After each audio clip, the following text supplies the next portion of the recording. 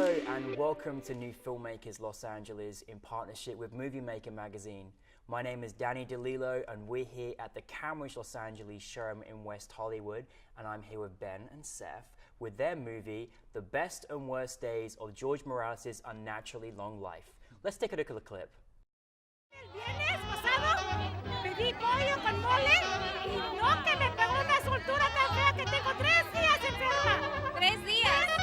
Pasé todo el día en el baño, todo el día vomitando, me dolía el estómago, fue una porquería. ¿Qué se cree este señor? Dice que da vida eterna, que si comes el mole, ¿qué se cree que es Dios? ¿Qué es veneno, es puro veneno.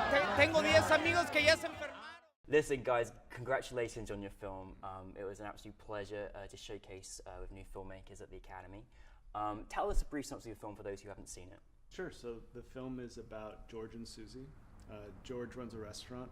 George and Susie are immortal. And Susie decides she doesn't want to be immortal any longer. And that sort of begins the story. The film, we learn how they got to this point as immortal. And then the rest of the film is about Susie's decision and George's kind of wrestling with the decision of whether he's going to join her or continue to be immortal. I love the film, and I fell in love with both their characters, and just the idea of that happening, and then the possibility of the other person saying, I don't want to do this anymore. It was such an incredible experience to watch it as an audience member. But where did you guys come up for the idea of that?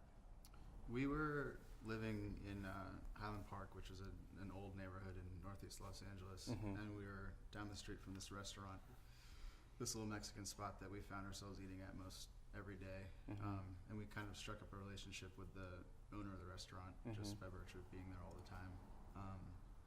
And yeah, one day he sort of came over and sat down with us at our table and started talking to us about this this company that he was involved with, this experimental pharmaceuticals company in Mexico. Complete pyramid scheme, but basically he was trying to sell us these vitamins that were, supposedly would prevent cellular deterioration, and, longevity, and basically they would cure death was how he was pitching them. Wow.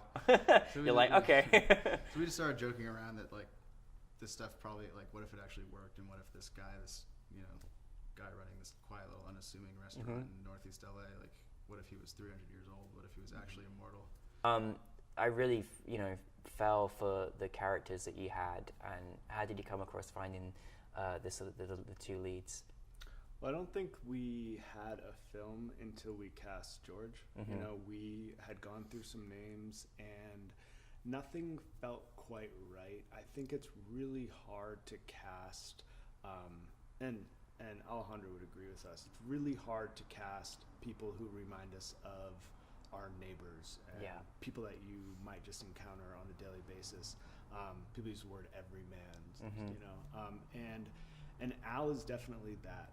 He has sort of the presence of an actor, and he has that kind of star power, but he still has characteristics of that everyman character that we said, we can't make this film with, Benicio del Toro cannot play George. Yeah. We need someone that you feel. You walk into this unassuming restaurant and that person is the owner.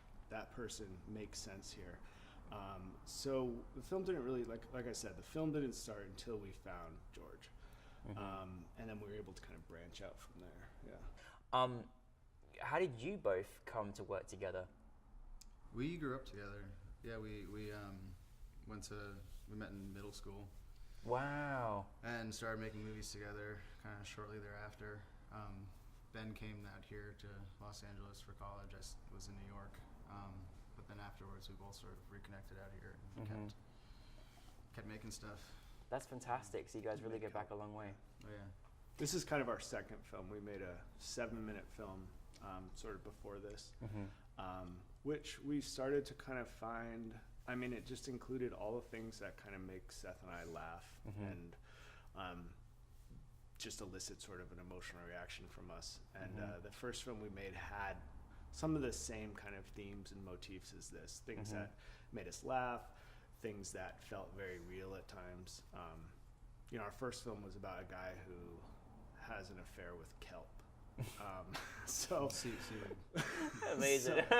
so it's we try, you know, the sensibilities of that film, we hope, you know, people say, you know, like, do you try to go out and make a film with the same sensibilities? And I don't think so. I think it's just, like I said, it's just this, we just share some of the same, you know, like I said, the things that make us laugh and the things that we're attracted to are just make for an easy partnership. So yeah, well, obviously you've known each other so long, you know each other inside and out, so it's a great combination.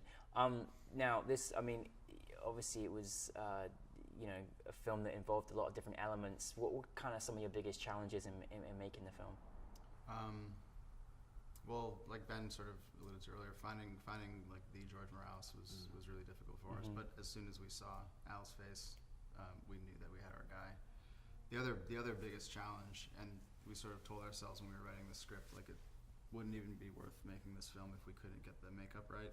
Yes, if we couldn't, you know, we've all seen like the special effects aging makeup that's just very clearly an afterthought, and it's laughable and totally alienating.